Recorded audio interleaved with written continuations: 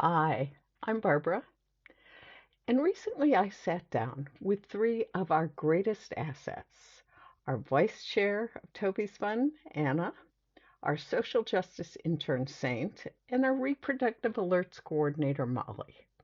They're going to help me understand some of the terms we should properly use to discuss reproductive rights and fitting in a non binary world.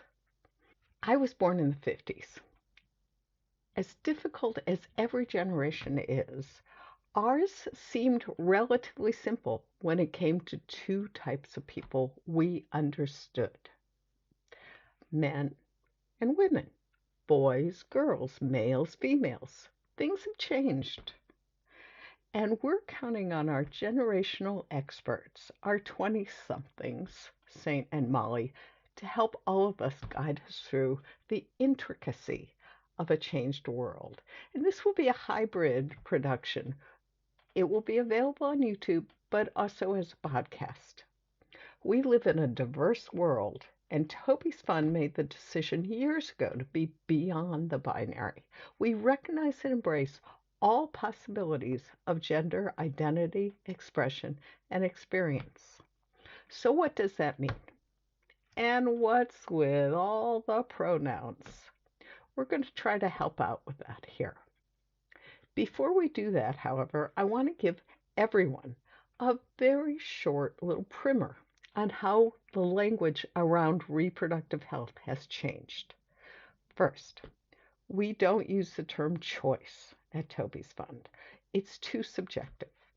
Anti-vaxxers, anti-maskers, and pro-gun people have all co-opted the term. They choose, for instance, not to wear a mask in a high COVID area.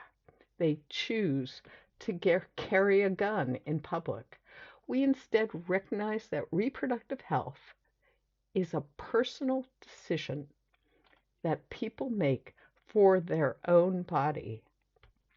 Thus, we often say body autonomy or healthcare decision. We put these decisions in the realm of the personal, not dictated by politics. We also never say pro-life to describe anti-abortionist, anti-contraceptive people. I think that rationale is evident. Finally, we avoid using the word women as the exclusive domain of pregnancy. Essentially, anyone who can carry and has the capacity to get pregnant is who we're dealing with. But first, we want everyone to introduce themselves. Thanks, Barbara. My name is Anna. I use she, her. I identify as female, and I've joined the fight for reproductive rights because it has been a long battle for my generation forever. And Toby's Fund is close to my heart because it specifically is in McHenry County, where I live. Hi, my name is Saint. I am a transmasculine person that uses he, they pronouns. I am 23 years old, and I've joined the fight for reproductive rights because it affects all of us in one shape or form. And I myself am a person that's able to get pregnant, but am not often recognized in the fight for reproductive rights. So I wanted to give that representation. Hi, my name is Molly. I use she, her. I'm 24 years old and I identify as a cis female. I joined the fight for reproductive rights and Toby's Fund specifically because this is a issue I've always cared about as someone who can get pregnant and does not want to. And also Toby's Fund really stuck out to me because it was beyond the binary. It was including anyone and everyone who can get pregnant, and that's really, really important to me. At Toby's Fund, mainly my job, as kind of mentioned earlier in this, was starting, creating, and working on a website with reproductive rights alerts so that everybody can stay on top of the news and make sure they're getting the most accurate news possible. So I think a lot of the times when we think about the fight for reproductive justice and reproductive rights, we use the word women not to mean people who identify as women, but to mean people with the capacity to get pregnant or who might be in need of abortion and other reproductive health services that have typically been associated with womanhood. But when we use the word women, we're also ignoring the expansive, gender diverse people like myself who have the capacity to get pregnant or who might need reproductive health care that has otherwise been within the realm of womanhood, but doesn't quite exist within the identity of being a woman. So we try to stay away from the word woman and use words like birthing person, someone with the capacity to get pregnant, or other terms that don't gender a person, but instead acknowledge their capacity for the need for reproductive health care. Yeah, absolutely. So I think it's first important to acknowledge that pronouns have always been a thing. We may not think about them in the way we think about them now, but as far back as school goes and the English language, you were learning about pronouns in your early education. You were learning about he and him and she and her, and when to use them, and even they. Although at the time, and even when I was little in school, it was taught to talk about a group using they.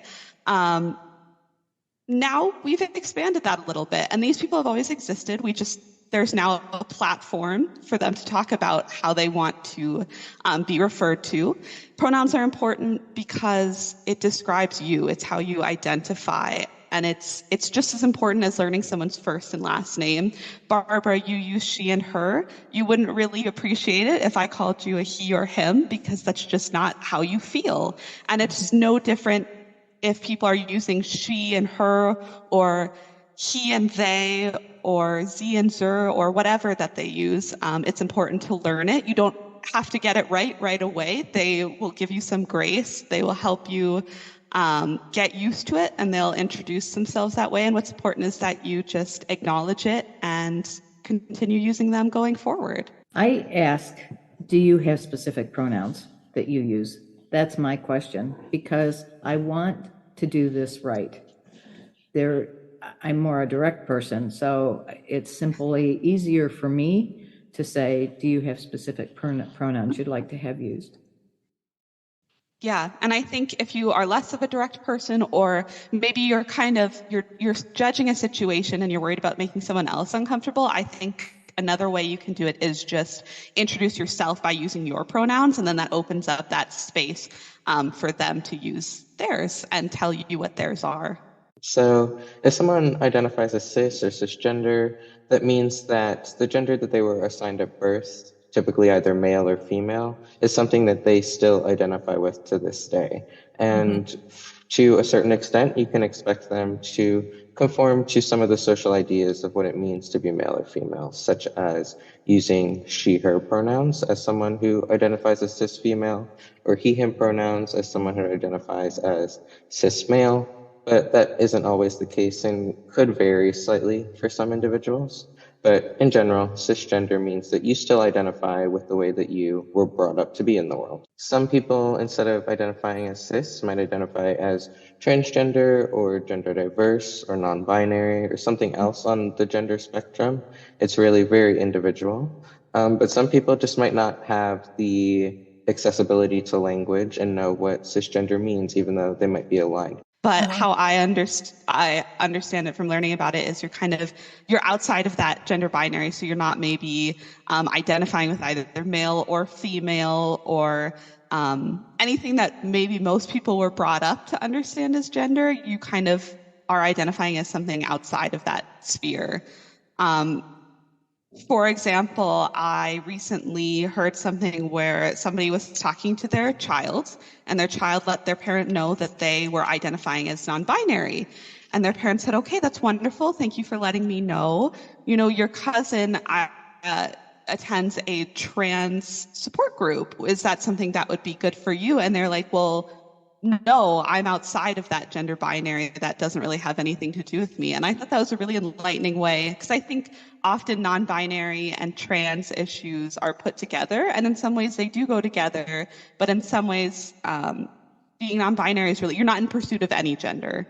You're completely outside of that realm, and you're feeling like you're something else. I think that's a really helpful and succinct way to explain existence beyond the binary and non-binary identity.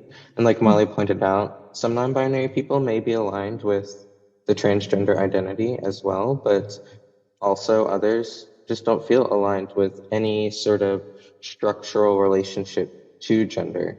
It's Yeah. just they exist in the way that they exist, and that's just how they are. It's not like there aren't social rules that point us towards an understanding of what non-binary means. It's very individual, and it's a way of expression that we're not quite used to within the understanding of binary terms, I think. Absolutely. And if I could like recommend is I don't know if this is okay, but I actually recently, within the past few months, read this book. It's a memoir and it's a graphic novel called Genderqueer by, I think I'm pronouncing this right, Maya Kababe. And it was such an enlightening book. I learned so much from it that I really didn't know. Genderqueer. And it's a graphic novel memoir, so it's easy to read. There's pictures, there's lots to look at. It's very engaging, but honestly, it took what little knowledge I had and really brought it to the next level. And I highly recommend it. It's also banned in a lot of states now because of course it is. So if you can get your hands on a copy, get your hands on a copy. Great book. I think that there's a fine line between those that are confused and afraid of the topic versus those that don't understand it but want to be an ally to the topic. I was watching not long ago, I think it was a TV program where a queer person was speaking, and they said, if you want to understand it, then accept it. Accept people for who they are and for what they want to be. As you would accept a foreigner, as you would accept somebody who didn't speak your language. Simply accept people who are working to be productive, contributing members of society for who they are. Now, you don't have to be able to define them, just accept them. And so for me, I think I know I have family members that are like, look, I just don't understand this and I don't like it. Okay, all right. That's one approach. And another approach is to say, I don't understand it, but unless you're physically threatening to me in some manner, I certainly accept what you have, and I expect you to accept what I have. And something else worth pointing out with that acronym, I believe, is that it can change depending on where you live. For example, when I was living in Canada, I had come in with the acronym as listed LGBTQIA+. And something that was added when I use the acronym now for my time living there is LGBTQIA2S+. And the 2S is for Two-Spirit and is a term used by a lot of Indigenous nations to describe someone beyond the binary.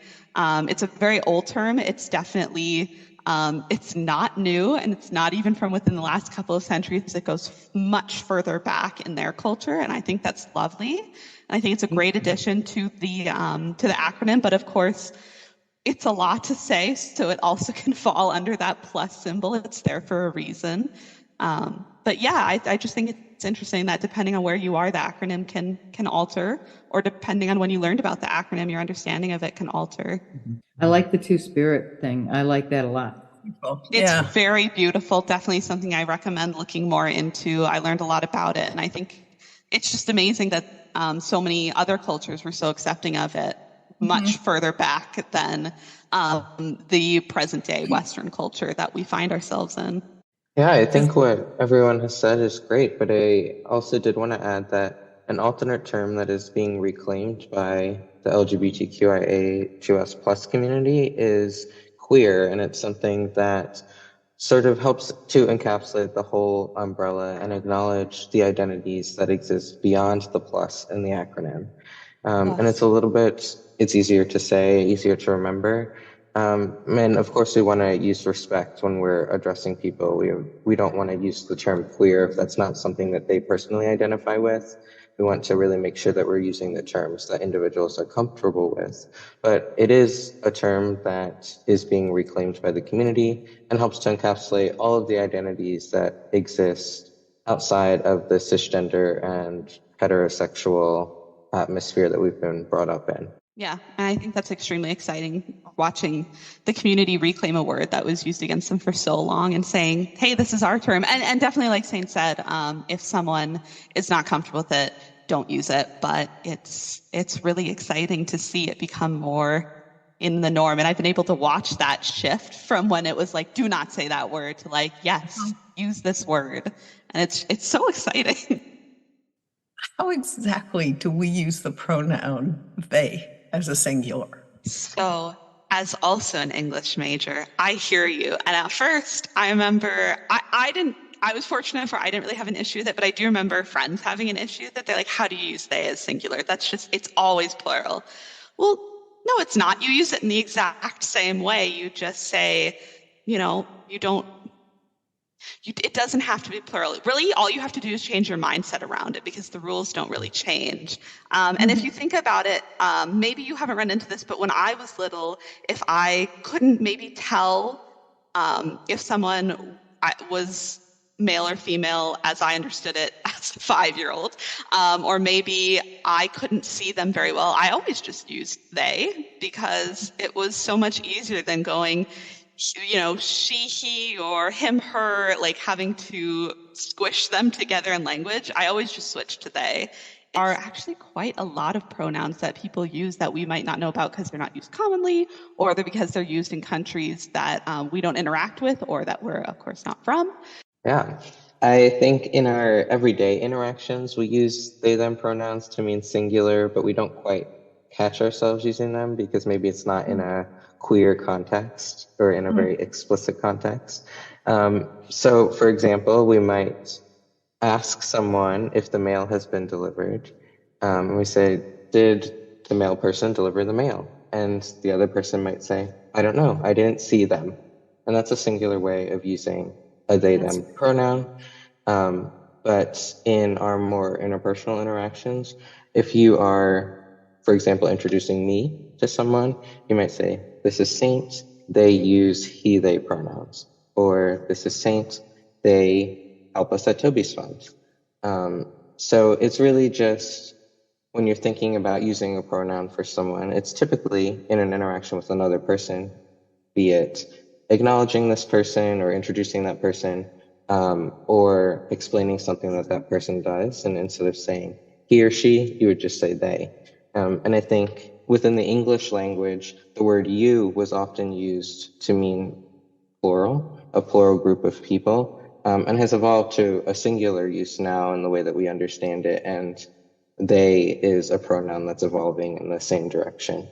Absolutely. That was such a good example with the male person, because the rules don't change grammar wise, which to us English majors is so important. But it's just the same. It's just changing your mindset. And you're totally right about the English language is always evolving. I had to take an entire course on how the English language continues to evolve. And it's really just being open to that change. It's always changed. And if the English language has changed throughout time, we can change. Thank you so much for listening. Please join us at Toby's Fund for Reproductive Health Equity.